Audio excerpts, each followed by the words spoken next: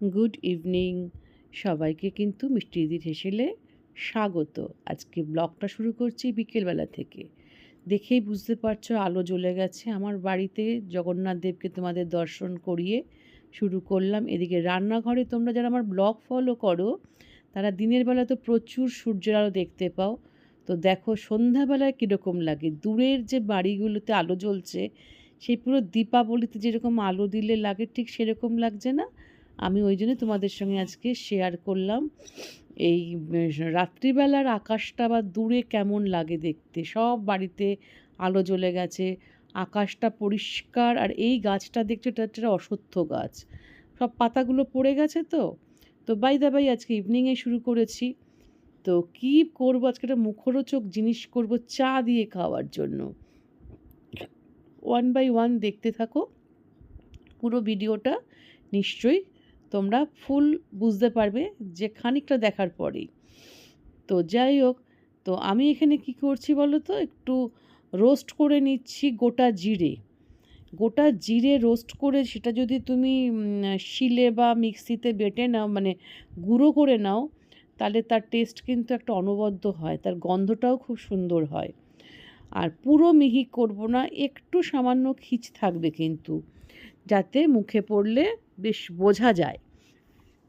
তো এটা খানিকক্ষণ রোস্ট করে গ্যাসটা বন্ধ করে দেবো, তাতে আরও বেশি মচমচে হয়। আর সকালবেলায় আমি একটা আলু বয়েল করে রেখে দিয়েছিলাম। তোমাদের একটা কথা বলি, এই আলুটা কিন্তু চন্দ্রমুখী আলু দিয়ে তুমি যাই করো না কেন তার কিন্তু টেস্ট খুব সুন্দর হয়। আমি কি করেছি, চন্দ্রমুখী আলু খুব তাড়াতাড়ি গলে যায়, তো আমি ফেড়ে দিইনি। এটা বড় আলু, পুরো খোসা শুদ্ধ, জাস্ট একটু ভাপে দিয়ে মানে গ্যাসটা বন্ধ করে দিয়েছি। তাহলে কি হয়েছে, পুরো জিনিসটা নরম হয়ে যায়নি, কিন্তু আমার জিনিসটা সেদ্ধ হয়েছে। আলুটাকে আমি বয়েল করে নিয়ে গ্রেটারে একটু কুড়িয়ে নিলাম, তাহলে ম্যাশ করতে খুব সুবিধা হয় বা খুব ভালো বাইন্ডিং হয়। আর এখানে তারপরে কি করব, দেখো যে আদাগুলো, আমার আজকে ক্যামেরাম্যান যে হয়েছে না, বাবা বিশ্ববিখ্যাত ক্যামেরাম্যান, মানে তাকে শেখাতে হচ্ছে। তো যাই হোক, একটু এটাতে একটু গ্রেটারে না কোড়াতে অসুবিধা হচ্ছে, আমি থেতো করে নেব। তো একটুখানি কুড়িয়ে নিই, তারপরে আদাগুলোকে ভালো করে থেতো করে নেব। তো থেতো করে নেওয়ার পর তার মধ্যে কি দিচ্ছি দেখো, এটাই হচ্ছে মেইন জিনিস। আমি একটু মোচা ভাপ দিয়ে রেখে দিয়েছিলাম, মোচা বাড়িতে রান্না করেছি, তার থেকে একটু মোচা আমি তুলে রেখে দিয়েছিলাম। সেই মোচাটা ভালো করে হাত দিয়ে চটকে নুন হলুদ দিয়ে দেয়াই ছিল আগে, ভাপানোর মোচাটাকে নিলাম। তাহলে কী কী নিচ্ছি, আলু সেদ্ধ নিয়েছি, মোচা নিয়েছি, আদা গ্রেট করলাম, নুন নিচ্ছি, এবার দেব হলুদ। তো কি বুঝতে পারছো তোমরা কি হবে? আমার তো মনে হয় অনেকেই ধরে ফেলছে বা ফেলেছে যে কি হবে বিকেলবেলা চা দিয়ে খাওয়ার জন্য। তো মিষ্টি দিদি তো রোজই কিছু না কিছু তোমার রান্না বান্না দেখায়, তো বিকেলে তো দিদি কোনো দিনই সেরকম একটা তৈরি করে না কোনো কিছু। আজকে কিন্তু চায়ের জন্যে করছি।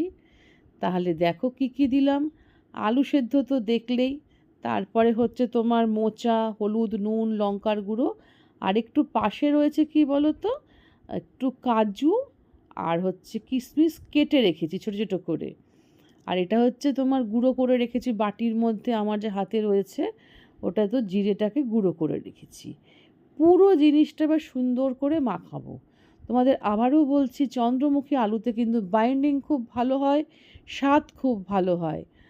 এবার জানি না, দেখো এক একজনের এক একটা মত, সেটা আমি বলতে পারবো না, এটা আমার পার্সোনাল মত বা আমি নিজে টেস্ট করে দেখেছি, এটা কিন্তু ভালো হয়। তবে হ্যাঁ, তোমরা বলবে দোকানে কি আর সম্ভব, দোকানে সম্ভব নয়, যেহেতু আমি বাড়িতে করছি তাই জন্যে এই যে কাজু আর কিশমিশটা আমি একটু আধা থেতো বা কেটে কিশমিশগুলোকে দিয়েছি, যখন খাবে মুখের মধ্যে পড়বে অদ্ভুত খেতে লাগবে।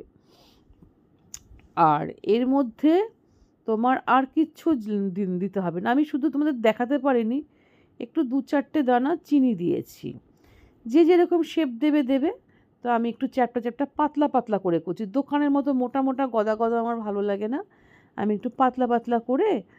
কি করবে বলো তো, ওই যে একটু গুঁড়ো বেসনের মধ্যে আগে জিনিসটাকে ভালো করে চেপটে চেপটে পাতলা করে করে রাখবে। ওকে, এরমভাবে আমি কিন্তু প্রত্যেকটা গড়ে নিয়েছি, মানে তৈরি করে নিয়েছি। মোচার চপ। এবার এটা ব্যাটার করব। সেই ব্যাটারে সবাই তোমরা জানো কি দিতে হয়, হলুদ, নুন, চিনি, ঝাল, আর হচ্ছে কেউ কালো জিরে দেয়, কেউ দেয় না। তা আমি আজকে কোনো কালো জিরে দিচ্ছি না, একদম চপের দোকানের মতনই করব, কারণ দোকানে কিন্তু কোনো কালো জিরে দেয় না।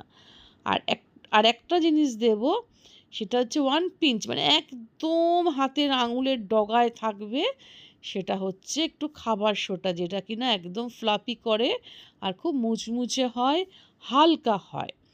তো আমি দিয়ে দিলাম একটু জল, দিয়ে ভালো করে এই বেসনের পেস্টটা তৈরি করছি।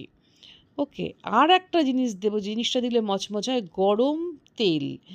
এই যে তেলটাতে আমি ভাজবো, যে রিফাইন অয়েলটা, সেখান থেকে ঠান্ডা তেল নয় কিন্তু, গরম তেলটা 2 চামচ দেবে। দেখবে আমার কথাটা মিলিয়ে যে সত্যি ভালো হয় কি না।